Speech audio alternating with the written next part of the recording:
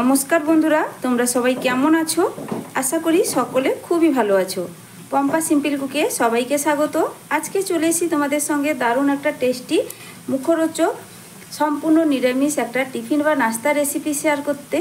আশা করছি আজকের রেসিপি দেখলে তোমরা বাড়িতে খুব সহজে বানিয়ে নিতে পারবে এবং বাড়ির বড় থেকে ছোট ভীষণই পছন্দ করবে।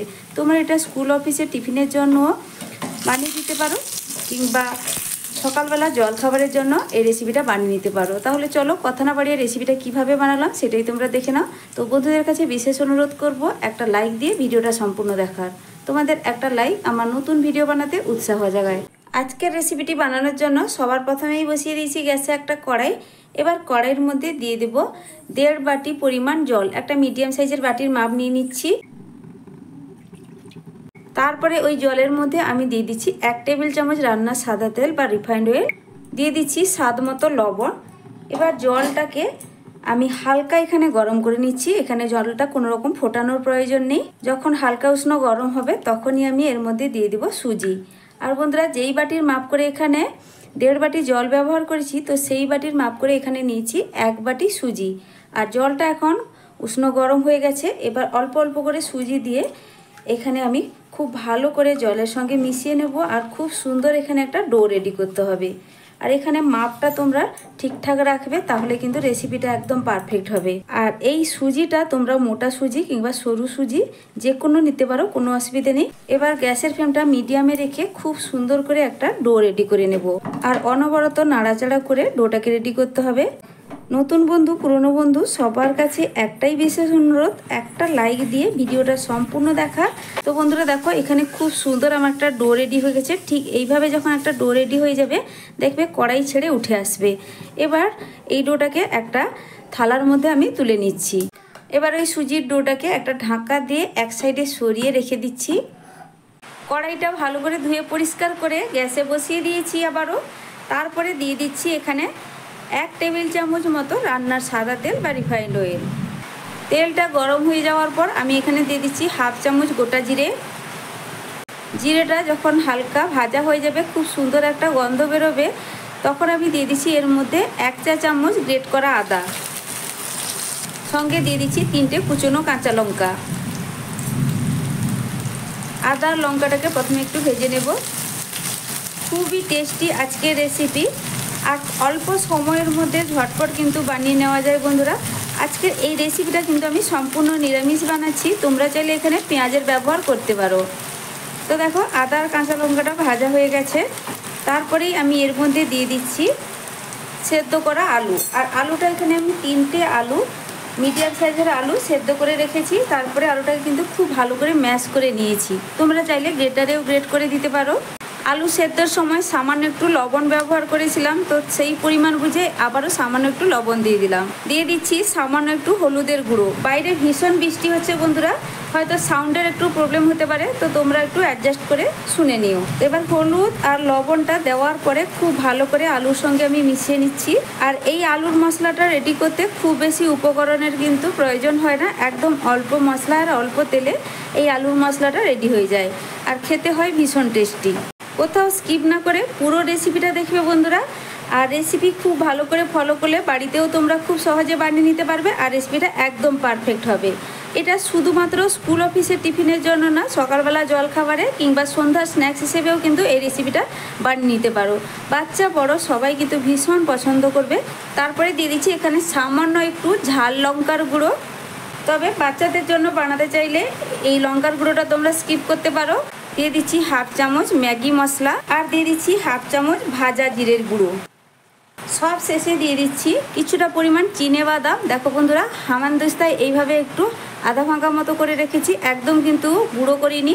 ঠিক এরকম গুঁড়ো করেই, আধা ভাঙা গুঁড়ো করেই কিন্তু এর মধ্যে দিয়ে দিলাম। এতে এই আলুর মশলাটা খেতে আরও বেশি ভালো লাগবে। ভালো করে আবারও মিশিয়ে নেব। আমার রেসিপিগুলো বন্ধুদের কেমন লাগে আমাকে কিন্তু অবশ্যই কমেন্ট করে জানাতে ভুলো না বন্ধুরা। তোমাদের কমেন্ট পড়তে আমার ভীষণ ভালো লাগে। তো দেখো, এখানে আলুর মশলা বা পুরটা রেডি হয়ে গেছে। এবার এটাকে একটা প্লেটের মধ্যে তুলে রাখছি। খুব সহজে আর অল্প সময়ের মধ্যে এই আলুর মশলাটা রেডি হয়ে গেল। তারপরেই দেখো বন্ধুরা, আমি যে সুজির ডোটা আগে থেকে ঢাকা দিয়ে রেখেছিলাম, এবার ঢাকনাটা সরিয়ে দিয়ে খুব ভালো করে এটাকে আমি মেখে নেব। তো তার জন্য হাতে সামান্য একটু প্রথমে তেল লাগিয়ে নিচ্ছি, আর হালকা গরম থাকা অবস্থায় কিন্তু এটাকে খুব সুন্দর করে মেখে নিতে হবে। কিছুক্ষণ সময় নিয়ে ডোটাকে কিন্তু খুব সুন্দর করে আমার মেখে নেওয়া হয়ে গেছে। এবার সামান্য একটু হাতে তেল লাগিয়ে নেব, একদম অল্প পরিমাণ তেল নিয়ে দুটো হাতের মধ্যে আমি লাগিয়ে নিলাম। তারপরে এখান থেকে আমি মিডিয়াম সাইজ করে লেচি কেটে নিচ্ছি। ঠিক এইভাবে একটা লেচি কেটে নিচ্ছি। দেখো বন্ধুরা, বানানো কতটা সহজ। তারপরে হাতের সাহায্যে একটু প্রথমে গোল করে নিচ্ছি। এইভাবে একটু গোল করে নিলে বানাতে কিন্তু সুবিধে হয়। তো দেখো খুব সুন্দর করে একটা গোল পাকানো হয়ে গেছে। তারপরে এটাকে কিভাবে বানাচ্ছি, বানানো কিন্তু খুবই সহজ। ভালো করে একটু লক্ষ্য করলে তোমরা কিন্তু খুব সহজে বুঝতে পারবে। খুব বেশি মোটা রাখবো না, একটু পাতলা করেই দেখো আমি এইভাবে একটু ছড়িয়ে দিচ্ছি। ঠিক যেরকম থালা টাইপের হয়, তো ঠিক সেইভাবে আমি থালার মতো করে কিন্তু এইভাবে এটা ছড়িয়ে দিচ্ছি। এটা ঠিক বাটির শেপ বলবো না। তো দেখো বন্ধুরা, ঠিক এইভাবে করে একটা বানিয়ে নিলাম। তারপরে যে আমি আলুর পুরটা রেডি করেছিলাম, আমি এবার এই মাঝখান বরাবর দিয়ে দেব। ঠিক মাঝখান বরাবর দিয়ে দিলাম, তবে খুব বেশি না, আমি এতটা পরিমাণ দিয়ে তারপরে দেখো বন্ধুরা কিভাবে বানিয়ে নিচ্ছি। তো দু সাইডে এইভাবে আমি কিন্তু প্রথমে ভাঁজ দিয়ে দিচ্ছি। তোমরা চাইলে এটাকে বেলন পিঁড়িতেও বানিয়ে নিতে পারো, তোমাদের যেটা সুবিধে হয়। তো আমি ঠিক কিন্তু এইভাবে বানিয়ে নিচ্ছি। হাতের সাহায্যেও কিন্তু খুব সহজভাবে বানিয়ে নেওয়া যায়। তো দেখো দু সাইডে কিন্তু আমি ভাঁজ দিয়ে দিচ্ছি। একের উপরে আরেকটা ভাঁজ দেওয়ার পরে দেখো ওপরের দিকটা যে আছে, ওপরের দিকটাও কিন্তু আমি খুব সুন্দরভাবে এইভাবে ভাঁজ দিয়ে দিব।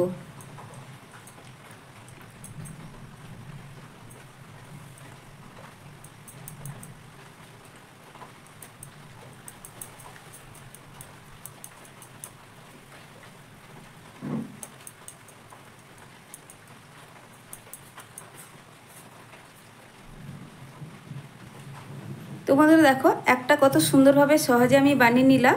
তো আবারও একটা তোমাদের বোঝানোর সুবিধার্থে আমি বানিয়ে দেখাচ্ছি। ঠিক চারকোনা শেপ হয়েছে, আমি ঠিক এইভাবে করে বানিয়ে নিচ্ছি। তোমরা চাইলে এটাকে গোল করেও বানিয়ে নিতে পারো। তো আবারও একইভাবে একটা লেচি কেটে নিচ্ছি। তারপরে হাতের সাহায্যে প্রথমে খুব ভালো করে কিন্তু এটাকে গোল পাকিয়ে নিতে হবে।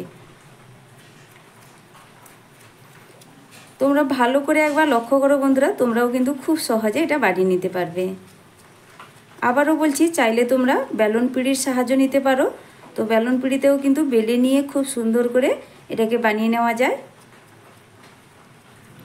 খুব বেশি কিন্তু মোটা রাখছি না, এটা কিন্তু আমি একদম পাতলা করে হাতের সাহায্যে চারদিকে কিন্তু একইভাবে করে নিচ্ছি।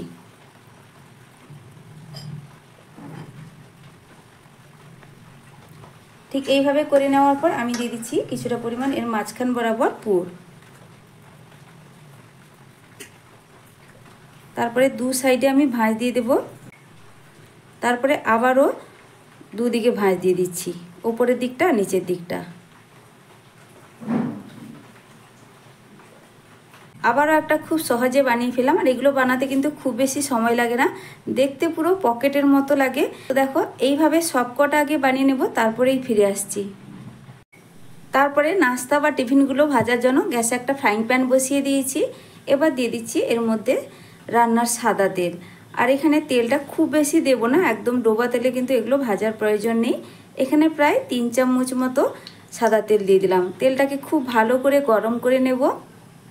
তেলটা এখানে খুব ভালো করেই গরম হয়ে গেছে। এবার একে একে আমি নাস্তাগুলো তেলের মধ্যে দিয়ে দিচ্ছি। অবশ্যই বন্ধুরা তেলটা কিন্তু খুব ভালো করে গরম করে নেবে, না হলে যেহেতু সুজির নাস্তা তেল কিন্তু খুব বেশি শোক করবে তেল ঠান্ডা থাকলে। ভালো করে তেল গরম হয়ে যাওয়ার পর একে একে তেলের মধ্যে ছেড়ে দিতে হবে। তো যে কটাই তেলের মধ্যে এখানে ধরবে আমি সেই কটাই এর মধ্যে দিয়ে দিচ্ছি। আর এই নাস্তাগুলো তেলে দেওয়ার সাথে সাথে উল্টাতে যাবে না বন্ধুরা, যখন এক সাইড খুব ভালো করে ভাজা হবে তারপরেই কিন্তু এগুলোকে উল্টে দিতে হবে, না হলে কিন্তু এগুলো ভেঙে যাওয়ার সম্ভাবনা থাকে।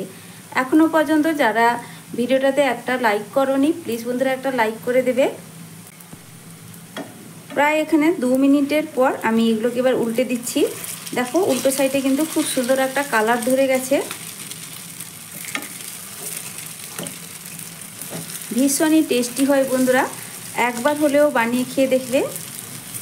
উল্টো সাইডটাও কিন্তু আমি এরকম লাল লাল করে ভেজে নেব। আর এগুলো লাল লাল করে একটু ভাজলে খেতে বেশি ভালো লাগে। আবারও এগুলোকে উল্টে দিচ্ছি।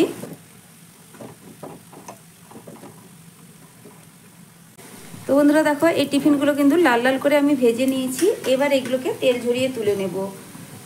প্রথম থেকে শেষ পর্যন্ত কিন্তু গ্যাসের ফ্লেমটা আমি বাড়িয়ে রেখেই এই টিফিনগুলোকে ভেজে নিলাম।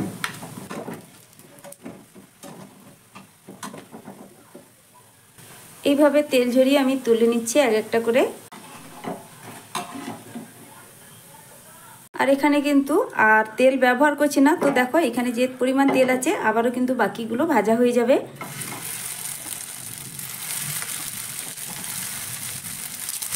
এই টিফিনগুলো লাল লাল করে ভাজা হয়ে গেছে। এবার এগুলোকে তেল ঝরিয়ে তুলে নেব। দেখে নিশ্চয়ই বুঝতেই পারছো বন্ধুরা উপর থেকে কতটা ক্রিপসি হয়েছে। সব নাস্তাগুলো ভেজে নেওয়ার পর আমি এখানে কয়েকটা প্লেটের মধ্যে তুলে নিয়েছি। দেখো বন্ধুরা দেখতে কতটা সুন্দর হয়েছে। দেখতেও যেমন সুন্দর, ওপর থেকে ভীষণই ক্রিপসি হয় আর ভেতর থেকে পুরে ঠাসা। তো রেসিপিটা তোমাদের কেমন লাগলো বন্ধুরা অবশ্যই কিন্তু আমাকে কমেন্ট করে জানাবে। তো দেখো একটা চামচের সাহায্যে প্রত্যেকটা নাস্তাই খুবই ক্রিপসিভাবে তৈরি হয়েছে। আর ভেঙেও দেখাচ্ছি ভেতরে কত সুন্দরভাবে পুরটা আছে। খেতে অসাধারণ লাগে বন্ধুরা, একবার হলেও বাড়িতে বানিয়ে দেখবে। আশা করছি আজকের রেসিপি তোমাদের সবার খুবই ভালো লেগেছে। তো বন্ধুরা ভালো যদি লেগে থাকে তাহলে লাইক শেয়ার সাবস্ক্রাইব করে আমার পাশে থাকবে। আজকের মতো টাটা, ফিরে আসছি নতুন এক রেসিপি নিয়ে। তোমরা সকলে ভালো থেকো, সুস্থ থেকো। দেখা হচ্ছে পরের ভিডিওতে। আর এই রেসিপিটা খাওয়ার জন্য তোমরা টমেটো সস ব্যবহার করতে পারো, তবে টমেটো সস ছাড়াও কিন্তু এটা শুধু মুখে খেতে দুর্দান্ত লাগে।